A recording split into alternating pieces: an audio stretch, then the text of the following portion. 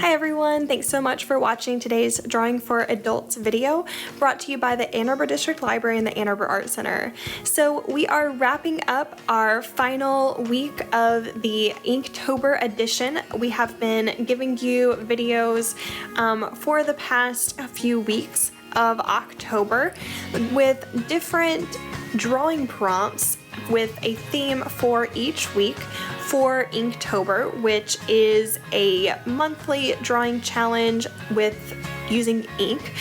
So for the next couple of weeks, I'm going to go ahead and give you the topics that you need because you won't get another video the next week. So we're going to be using our Pigment Micron ink pens again, and then I would encourage you to add color in some way. So that could be with watercolors if you have that, or even with colored pencils, or maybe even crayons.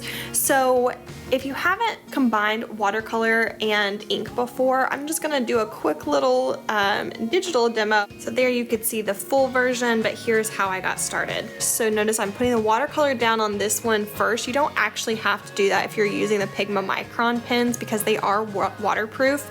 But if you're using just a regular Sharpie or something, or I don't know, some other kind of marker, then you definitely want to consider putting that watercolor paint down first.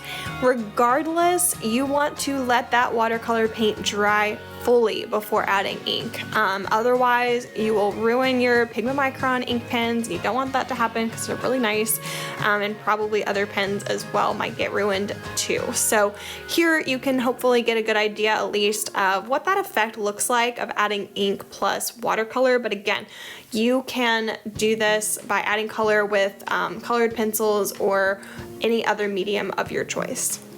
And then just to again show you that final steps there of the final version where it's fully, for the most part, fully inked and with a lot of layers of watercolor. So hopefully that's helpful for you to see what that looks like. But let's go ahead and jump into the topics for the next couple of weeks. So again, this is going to cover 2 weeks, and because of that we are going to keep the theme a little bit more general. So the theme is fall in Ann Arbor. So if you missed our last couple of weeks, go back and check out those themes and each day's topic.